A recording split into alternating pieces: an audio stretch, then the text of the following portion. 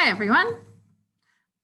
You have already finished your social studies weekly, your social studies work, if you're watching this video. If not, stop the video, go back and do your social studies weekly.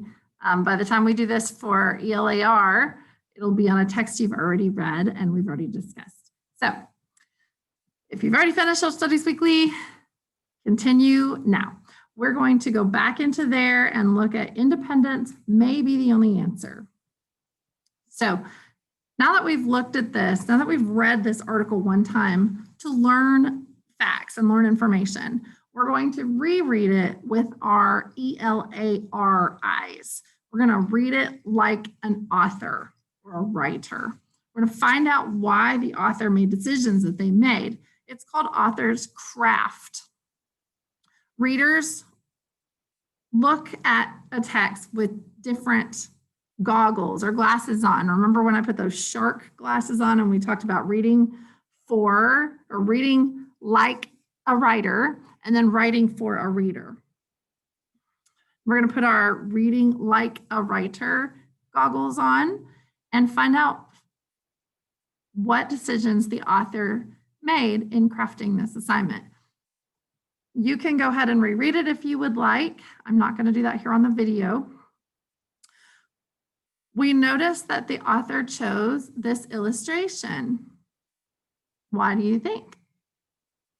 Obviously, because these are pictures of significant founding fathers and significant events leading up to the war, the revolution. We'll read just this caption. The tension between Great Britain and the colonies kept growing. The Proclamation of 1763, the Quartering Act, and the Stamp Act had all angered the colonies. They believed Great Britain was not treating them fairly. The massacre in Boston brought the colonists closer together in their disagreements with the King and Parliament of Great Britain.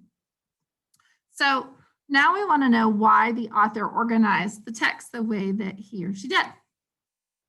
Why did the author use a subheading? This heading right here, the Boston Tea Party, obviously to help the reader to know where to go if we want to find out about the Boston Tea Party. So we'll know to check the subheadings, and that'll give us a little hint about the topic. Notice that the author did the same thing with the other subheadings. Intolerable acts was the subheading. It helped us to know that that's what we're about to read about, the intolerable acts, and so on and so forth with the other subheadings.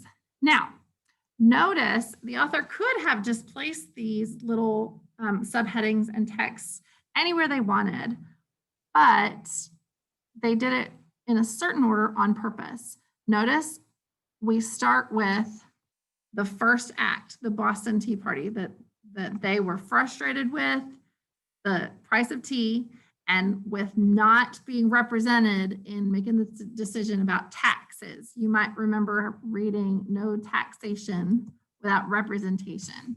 They were so mad that they did this, dumped all of that massive amounts of tea into the bay and called it their little Boston Tea Party.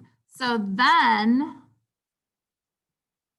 we find out the author organizes this by telling us how the British reacted to that and how did that make the colonists feel when the intolerable acts were put into place.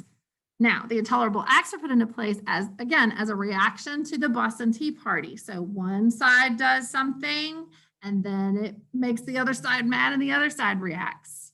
And then what did the colonists make a decision to do? Then they reacted.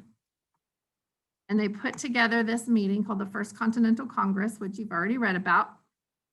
Many founding fathers came to this for some decision making. And then we move all the way to the attacks. So let's look again.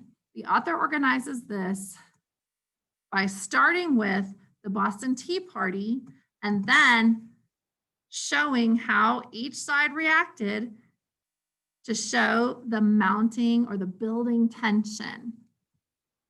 Think about tension when have you ever been in Have you ever been in like a disagreement with a sibling or with a friend? They did something to you to make you mad. You did something else. It's kind of like what happens when you are shaking a carbonated drink like a Coke or 7-Up. One thing. Now, I'm not going to explode this. I'm not going to open this because it'll explode and ruin my laptop, but you know what's going to happen. So one side does something to you. There's a little bit of tension. Then what do? You react.